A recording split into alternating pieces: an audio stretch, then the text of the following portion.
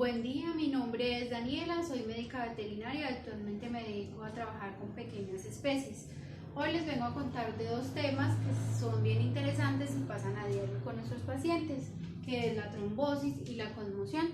La trombosis como tal se define como esos mecanismos que están involucrados en la formación de trombos.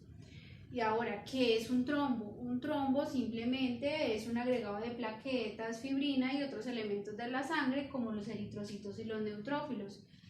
Se forman al interior de un vaso sanguíneo lesionado y entonces acá en el dibujo vemos que aquí viene por ejemplo un flujo sanguíneo normal. Lo que hace este trombo es interrumpir ese flujo sanguíneo normal haciendo que choque contra el trombo y ese flujo sanguíneo empieza a ir en diferentes direcciones. Son letales o en los casos de que no, lo que generan es una necrosis del tejido hacia donde iba este flujo sanguíneo normal a llevar nutrientes, oxígeno, electrolitos. Pero si este trombo está mal ubicado, por ejemplo en una vena, lo que hace es interrumpir el transporte de ese oxígeno, haciendo que nuestro paciente no pueda respirar y los lleve a la muerte. Como les decía, la trombosis son esos mecanismos que favorecen o están involucrados en la formación de estos trombos. Entonces esos mecanismos son puntualmente tres. El primero es el de lesión vascular.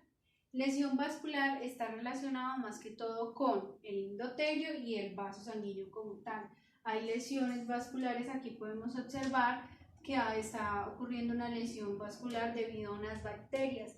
Entonces hay factores que generan esa lesión vascular, como por ejemplo las bacterias, los parásitos, hongos, virus, toxinas o deficiencias en las vitaminas como la E o el selenio.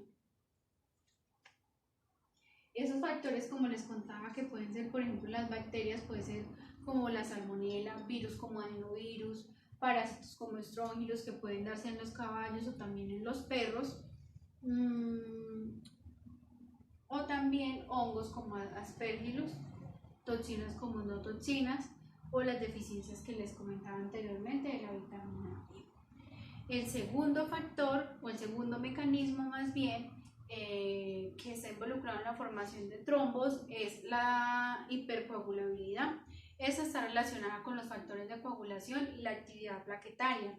Se da iniciando con una inflamación, por ejemplo acá está ocurriendo una inflamación que lo que hace es activar o mejorar esa actividad plaquetaria. Muestra de eso es, por ejemplo, enfermedades como por ejemplo diabetes, síndrome nefrótico, tumores, parásitos del corazón como la hidrofilaria.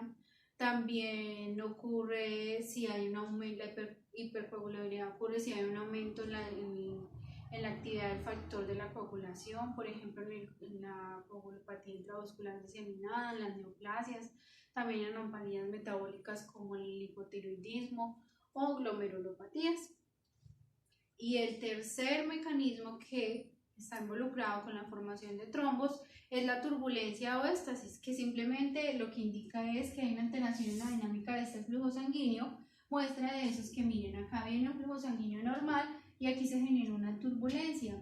¿En qué casos ocurre eso puntualmente? Más que todo está dado por factores como por ejemplo este, que es el de torsión, como por ejemplo una torsión intestinal, en el caso de los perros cuando ingieren cuerpos extraños, también en vólvulo gástrico, en dilatación gástrica o en enfermedades cardíacas como la cardiomiopatía en gatos, en caso del que les comentaba ahorita de un trombo venoso que genera esta turbulencia, interrupción del transporte de ese oxígeno, no respira el paciente y muere.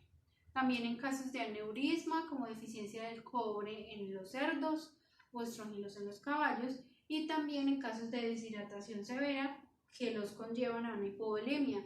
Puede ser debido, por ejemplo, a shots, diarreas, quemaduras o otros. Esos eran los tres mecanismos que están involucrados en la formación de trombos. También hay tipos de trombos como el trombo mural, el tromboembolio y los trombos cardíacos. El mural está adherido aquí a la pared vascular y el tromboembolio está simplemente en la luz interna del vaso sanguíneo o linfático y el trombo cardíaco está en el corazón. Los trombos son muy peligrosos, como les contaba.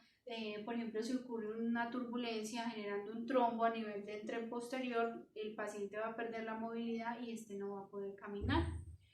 O uno muy común, el trombo de silla de montar, que lo que hace es a nivel de la aorta generar un infarto y muerte del paciente, ahí no hay nada que hacer. Listo. Ahora vamos a continuar con el tema de conmoción. En el tema de conmoción lo que hacemos o lo que nos lleva es a determinar ya en este punto si se va a recuperar o no nuestro paciente. Es decir, se define como ese choque o ese colapso cardiovascular que sufre ese paciente provocado por el daño que haya en la homeostasis circulatoria de este organismo por pérdida de estos tres factores. ¿Cuáles factores? Pérdida del volumen sanguíneo circulante, hay una disminución del gasto cardíaco y hay una resistencia vascular periférica inapropiada. ¿Cómo así que esos tres factores hacen que colapse? Claro, esto se vuelve un círculo vicioso que luego nos va a generar una disfunción multiorgánica. Entonces, volumen sanguíneo circulante, aquí observamos que en este vaso sanguíneo viene un flujo normal y aquí luego va a generar una hipovolemia, es decir, disminuyó ese volumen sanguíneo.